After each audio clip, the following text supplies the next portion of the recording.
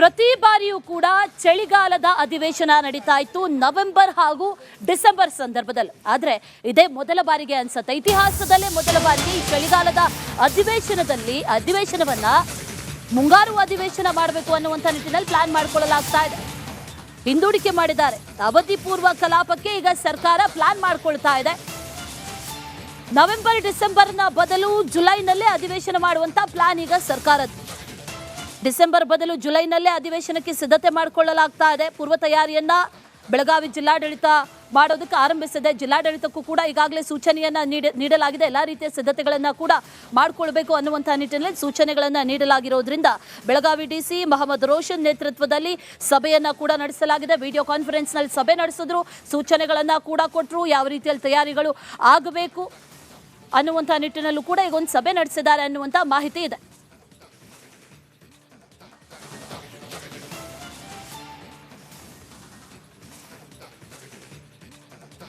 ಇದೇ ವಿಚಾರಕ್ಕೆ ಸಂಬಂಧಪಟ್ಟಂತೆ ಬೆಳಗಾವಿಯಿಂದ ಮೈಲಾರಿ ನಮ್ಮ ಜೊತೆ ನೇರ ಸಂಪರ್ಕದಲ್ಲಿ ಜಾಯ್ನ್ ಆಗಿದ್ದಾರೆ. ಹಾಗೆ ಬೆಂಗಳೂರಿನಿಂದ ಅಭಿಷೇಕ್ ಕೂಡ ನೇರ ಸಂಪರ್ಕದಲ್ಲಿ ಜಾಯ್ನ್ ಆಗಿದ್ದಾರೆ. ಮೊದಲಿಗೆ ಬೆಳಗಾವಿಯಿಂದ ಮೈಲಾರಿಯಿಂದ ಮಾಹಿತಿಯನ್ನು ಪಡೆಯೋಣ. ಮೈಲಾರಿ, ಮೊದಲ ಬಾರಿಗೆ ಅನ್ಸುತ್ತೆ ಇತಿಹಾಸದಲ್ಲೇ ಈ ಚಳಿಗಾಲದ ಅಧಿವೇಶನವನ್ನ ಮುಂಗಾರು ಅಧಿವೇಶನವನ್ನಾಗಿ ಮಾಡಿ ಈ ಎಲ್ಲ ರೀತಿಯ ಒಂದಷ್ಟು ಪ್ರತಿಭಟನೆಗಳು ಏನಾಗುತ್ತೆ ಅದನ್ನು ತಪ್ಪಿಸುವಂತಹ ನಿಟ್ಟಿನಲ್ಲಿ ಸರ್ಕಾರ ತಯಾರಿಯನ್ನು ನಡೆಸ್ತಾ ಇರೋದಾ, ಅಥವಾ ನಿಜಕ್ಕೂ ಕೂಡ ಸರ್ಕಾರ ಜನರ ಕಾಳಜಿಯನ್ನು ಹೊತ್ಕೊಂಡು ಮುಂಗಾರು ಅಧಿವೇಶನಕ್ಕೆ ಸಿದ್ಧತೆಯನ್ನ ಮಾಡ್ತಾ ಇರೋದಾ?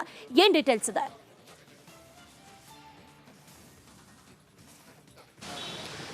ಖಂಡಿತ ಅಶ್ವಿನಿ, ಉತ್ತರ ಕರ್ನಾಟಕದ ಏನು ಧ್ವನಿ ಆಗಬೇಕು ಅನ್ನೋ ನಿಟ್ಟಿನಲ್ಲಿ ಬೆಳಗಾವಿಯಲ್ಲಿ ಚಳಿಗಾಲದ ಅಧಿವೇಶನವನ್ನು ಮಾಡಲಾಗುತ್ತೆ. ಅದು ಕೂಡ ಡಿಸೆಂಬರ್ ತಿಂಗಳಲ್ಲಿ ಚಳಿಗಾಲದ ಅಧಿವೇಶನವನ್ನು ಮಾಡಲಾಗುತ್ತೆ. ನೀವು ಹೇಳಿದಂಗೆ ಇದೇ ಬಾರಿ ಇತಿಹಾಸದಲ್ಲಿ ಮೊದಲ ಬಾರಿ ಕೂಡ ಬೆಳಗಾವಿಯ ಸುವರ್ಣಸೌಧದಲ್ಲಿ ಈಗ ಮುಂಗಾರು ಅಧಿವೇಶನ ನಡೆಸೋದಕ್ಕೆ ಸಿದ್ಧತೆಯನ್ನು ಕೂಡ ಬೆಳಗಾವಿ ಜಿಲ್ಲಾಡಳಿತ ಕೂಡ ಮಾಡಿಕೊಂಡಿರುತ್ತದೆ. ಜೊತೆಗೆ ಅಧಿಕೃತ ಘೋಷಣೆ ಬಾಕಿ, ಅಂದರೆ ದಿನಾಂಕ ಘೋಷಣೆ ಮಾತ್ರ ಬಾಕಿ ಇದೆ ಅನ್ನೋ ಒಂದು ಮಾಹಿತಿ ಕೂಡ ಸದ್ಯಕ್ಕೂ ಇರುವಂಥದ್ದು. ಈಗಾಗಲೇ ಈ ಸಂಬಂಧಪಟ್ಟಂತೆ ಅಂದರೆ ಮುಂಗಾರು ಅಧಿವೇಶನಕ್ಕೆ ಸಂಬಂಧಪಟ್ಟಂತೆ ಬೆಳಗಾವಿಯ ಜಿಲ್ಲಾಧಿಕಾರಿಗಳಿರ್ಬೋದು, ಕಮಿಷನರ್ ಇರ್ಬೋದು, SP ಇರ್ಬೋದು ಮತ್ತು ಜೊತೆಗೆ CO ನೇತೃತ್ವದಲ್ಲಿ ವಿಡಿಯೋ ಕಾನ್ಫರೆನ್ಸ್ ಮೂಲಕ ಈಗಾಗಲೇ ಒಂದು ಹಂತದ ಸಭೆಯನ್ನು ಕೂಡ ಮಾಡಲಾಗಿದೆ. ಜೊತೆಗೆ ಸುವರ್ಣಸೌಧ ಸೇರಿದಂತೆ ವಿವಿಧ ಸ್ಥಳಗಳಲ್ಲಿ ಕೂಡ ಪರಿಶೀಲನೆ ಮಾಡುವಂಥ ಕೆಲಸ ಕೂಡ ಆಗಿರುವಂಥದ್ದು. ಪ್ರಮುಖವಾಗಿ ಚಳಿಗಾಲದ ಅಧಿವೇಶನದಲ್ಲಿ ಇಲ್ಲಿ ಸರ್ಕಾರದ ಅಧಿಕಾರಿಗಳು ಹೇಳುವ ಪ್ರಕಾರ ಚಳಿಗಾಲದಲ್ಲಿ ಅತಿಯಾದ ಚಳಿ ಇರುತ್ತೆ, ಜೊತೆಗೆ ನಮಗೆ ವಸತಿ ವ್ಯವಸ್ಥೆಯನ್ನು ಕೊಡೋದಕ್ಕೆ ಆಗೋಲ್ಲ, ಭದ್ರತೆ ಸಮಸ್ಯೆ ಆಗುತ್ತೆ, ಬಂದಂಥವ್ರಿಗೆ ಇಲ್ಲಿ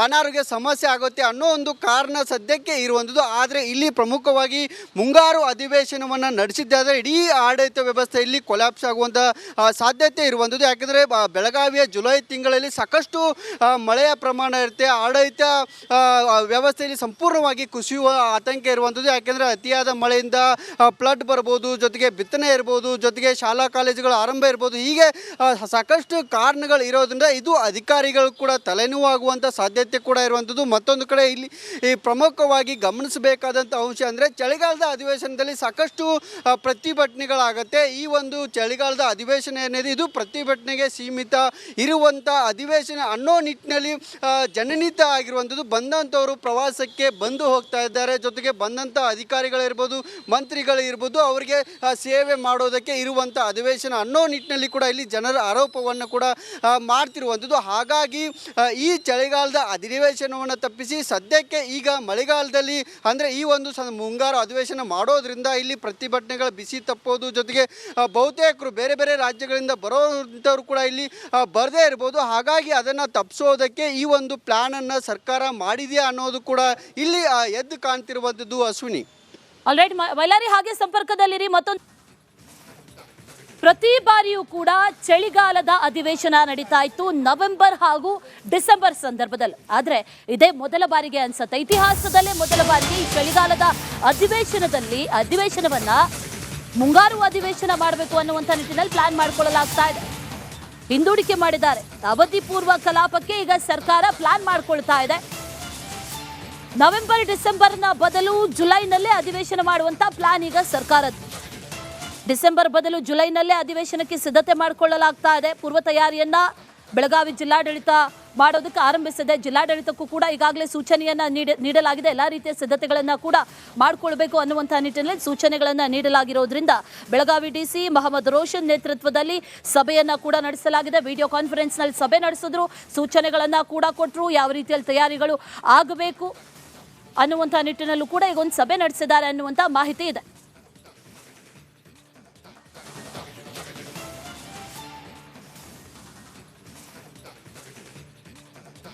ಇದೇ ವಿಚಾರಕ್ಕೆ ಸಂಬಂಧಪಟ್ಟಂತೆ ಬೆಳಗಾವಿಯಿಂದ ಮೈಲಾರಿ ನಮ್ಮ ಜೊತೆ ನೇರ ಸಂಪರ್ಕದಲ್ಲಿ ಜಾಯ್ನ್ ಆಗಿದ್ದಾರೆ. ಹಾಗೆ ಬೆಂಗಳೂರಿನಿಂದ ಅಭಿಷೇಕ್ ಕೂಡ ನೇರ ಸಂಪರ್ಕದಲ್ಲಿ ಜಾಯ್ನ್ ಆಗಿದ್ದಾರೆ. ಮೊದಲಿಗೆ ಬೆಳಗಾವಿಯಿಂದ ಮೈಲಾರಿಯಿಂದ ಮಾಹಿತಿಯನ್ನು ಪಡೆಯೋಣ. ಮೈಲಾರಿ, ಮೊದಲ ಬಾರಿಗೆ ಅನ್ಸುತ್ತೆ ಇತಿಹಾಸದಲ್ಲೇ ಈ ಚಳಿಗಾಲದ ಅಧಿವೇಶನವನ್ನ ಮುಂಗಾರು ಅಧಿವೇಶನವನ್ನಾಗಿ ಮಾಡಿ ಈ ಎಲ್ಲ ರೀತಿಯ ಒಂದಷ್ಟು ಪ್ರತಿಭಟನೆಗಳು ಏನಾಗುತ್ತೆ ಅದನ್ನು ತಪ್ಪಿಸುವಂತಹ ನಿಟ್ಟಿನಲ್ಲಿ ಸರ್ಕಾರ ತಯಾರಿಯನ್ನು ನಡೆಸ್ತಾ ಇರೋದಾ, ಅಥವಾ ನಿಜಕ್ಕೂ ಕೂಡ ಸರ್ಕಾರ ಜನರ ಕಾಳಜಿಯನ್ನು ಹೊತ್ಕೊಂಡು ಮುಂಗಾರು ಅಧಿವೇಶನಕ್ಕೆ ಸಿದ್ಧತೆಯನ್ನ ಮಾಡ್ತಾ ಇರೋದಾ? ಏನ್ ಡೀಟೇಲ್ಸ್ ಇದೆ?